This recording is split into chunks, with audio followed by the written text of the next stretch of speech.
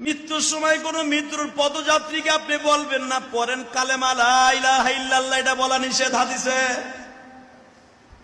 কারণ ওই সময় কি বলতে হবে জানেন? তারে কিচ্ছু বলা যাবে না, শুধু আপনি তার কানে কানে কালেমা পড়তে থাকবেন, কিন্তু কখনো বলবেন না মা ভাই পড়ো লা ইলাহা ইল্লাল্লাহ, এটা বলা নিষেধ। কারণ মৃত্যুর সময় আজরাইল যখন পাশে বসে, প্রত্যেকটা মানুষের এই পশমের গুড়া দিয়ে বাবা ঘাম বের হতে থাকে।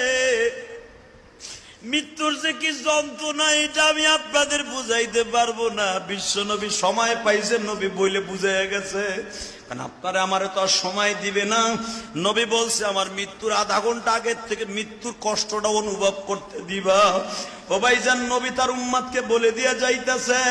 এই জন্য হাদিসে আসছে বুখারীতে, আয়েশাকে আয়েশা দা সাকরাতুল মউত, ও আয়েশা মৃত্যু এত কষ্টকারী, আয়েশা এত কষ্টকর। মা আয়েশা বলে আমি আমার নবীর এমন ভাবে কোনোদিন দেখি নাই এত কষ্ট পাইতে। নবীর আজরাইল সময় দিছে বিদায় বাবা বলে যাইতে পারছে। তোমার আমারে তো আর বলে যাওয়ার সময় থাকবে না। হয়তো মৃত্যুর সময় জবানটা বন্ধ থাকবে, তা না হলে মৃত্যুর সময় তোমার আমার অক্সিজেন লাগানো থাকবে, অথবা তোমার আমার পাশে ভালো কোনো মানুষ থাকবে না, অথবা অ্যাক্সিডেন্ট করে মারা যাব কোনো বন্ধু বান্ধব থাকবে না, অথবা বিমানে আমার মৃত্যু হবে কেউ আমারে দেখবে না। এই জন্য মনে রাখবেন, সদা সর্বদাই প্রস্তুত থাকবেন। কারণ মালাকুল মওত কখন চলে আসবে, কখন কাজ স্টার্ট দিবে কেউ জানে না। আমার নবী যখন বললেন ফাতেমা বের হয়ে যাও, ফাতেমা জোরে জোরে আয়েশার ঘরের পিছনে যাইয়া, কারণ আয়েশার ঘর আর উম্মে সালমার ঘর পাশাপাশি বাবা। উম্মে সালমার ঘরে যাইয়া জোরে জোরে বালিশ থাপড়াইতেছে, ফাতেমা বাবা তুমি আমার বিদায় দিয়ে এই ফাঁকে চলে যাও না বাবা, অন্তত ফাতেমারে দুইটা বুঝ দিয়া যাও।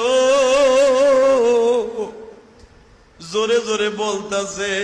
নবীর 9 জন বিবি জোরে জোরে বলতাছে আর বলতাছে, নবী আপনি আমাদের ফাঁকি দিয়া চলে যায়েন না, অন্তত আমাদের শেষবারের মতো দুইটা কথা বলতে দিয়েন। হাসান হুসাইন যে রবিউল আউয়াল মাসের 12 তারিখ কেন মসজিদের কোনায় বইয়া কাঁদতেন? কারণ নবীর ফ্যামিলির ওই দৃশ্য পৃথিবীর কোন মুসান্নিফ লেখা শেষ করতে পারবে না। নবীর আহলে বায়াতরা রবিউল আউয়াল মাসের 12 তারিখ ঘরে বইয়া কান্দে, আর আমার আশেকে শয়তান গুলা 12 রবিউল আউয়ালে কেক কাটে। এ কথা কন না কেন? 12 রবিউল আউয়ালের নবীর আহলে বায়াতরা কান্দে আর আমরা কেক কাটি। দেখো আশেকে রাসূল কারা আর আশেকে শয়তান কারা। ভালো করে হাদিস কোরআন বুঝা তারপর আমল করিও। ঘরের